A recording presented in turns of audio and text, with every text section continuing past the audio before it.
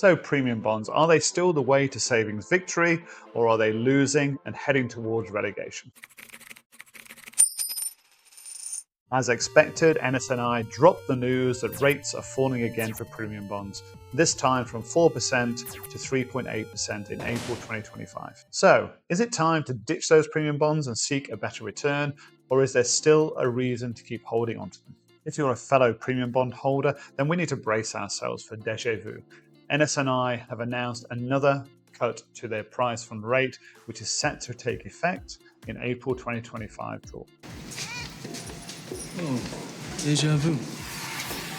And this latest reduction, following the decrease of 4% in January 2025, will bring the rate down even further to 3.8%. And we know that saving rates are looking high and more competitive in other areas, so it's only natural that we look to see if there are better options available to us. Let's remind ourselves why the rate cuts happened. Well, NS&I said that these cuts are necessary to balance the interest of our savers, taxpayers, and the wider financial services sector while meeting their net financing goals. We need to remember that the NS&I juggle a few key factors when setting the rates. Firstly, the Bank of England base rate. This is a major influencer. While inflation is increasing at the moment, overall the Bank of England believes this is not a systemic increase. And so they've continued to lower interest rates, going from 4.75% to 4.5% in February. They also need to consider the competitive environment. NS&I need to stay competitive, but not too competitive, as they also need to consider the wider financial sector. And then there's the funding targets. NS&I have government set targets for raising funds each year, so they have to balance these expectations. So with this reduced premium bond winning rate change, what does this mean to your prize chances in April 2025 and going forwards? Well, the odds of winning any prize remain statistically exactly the same, 22,000 to 1 for every £1 bond that you buy. However, the total prize pot is shrinking again. From April 2025, the estimated prize fund will be 412 million, spread across a revised number of prizes, a decrease from 430 million in January. Let's dig into that a little bit more. Looking closer at the prize breakdown, we still see that there are two 1 million top prizes each month. However, the number of prizes at nearly all of the higher value levels is being reduced. Notably, for those hoping a decent win, there's another significant cut. Expect to see tens of thousands fewer of these mid-tier prizes from April. On the flip side, the number of £25 prizes is increasing again, this time by over 300,000. It's really hard not to see a psychological game at play here by NS&I. By increasing the number of smaller £25 prizes while reducing the larger ones, NS&I might be leveraging some well-known psychological effects that keep most people engaged. Firstly, intermittent reinforcement. Those small, unpredictable wins keep us hoping for the next reward, much like slot machines. There's also loss disguised as a win. Winning £25 might feel like a win, even if it's a far smaller return that you might get from other investments, but it might give you that positive feeling and keep you investing. And then there's near misses. The thought that a big win is just around the corner, fueled by any win, however small, can encourage us to stay invested. Now, whether NS&I are considering these when they set these prize rates and prize amounts, I don't know, but it does seem somewhat suspicious.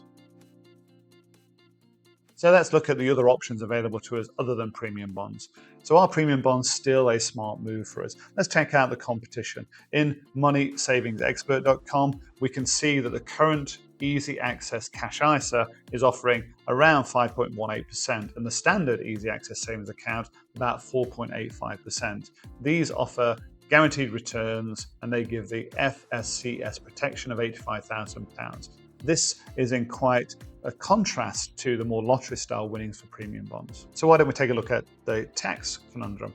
Well, we know that premium bond prizes are tax-free. It's a classic selling point for them. However, the personal savings allowance already allows basic rate taxpayers to earn £1,000 in interest tax-free. So unless you're a higher rate or additional rate taxpayer, or you've already maxed out your ISA allowance, the advantage or the tax advantage of premium bonds might be less compelling. So who does still benefit from premium bonds? Despite the rate cut, premium bonds can still make sense for specific savers. Firstly, those that are high rate or additional rate taxpayers. The tax-free prizes remain attractive, as high rate taxpayers only get £500 personal allowance and additional tax rate payers don't get any personal allowance, then that tax-free nature of premium bonds can be attractive. Secondly, those who have already maxed out their ISAs, if you've used your full allowance and you want easy access to your cash, then premium bonds can still be an option. Of course, there's those that enjoy the lottery element of premium bonds.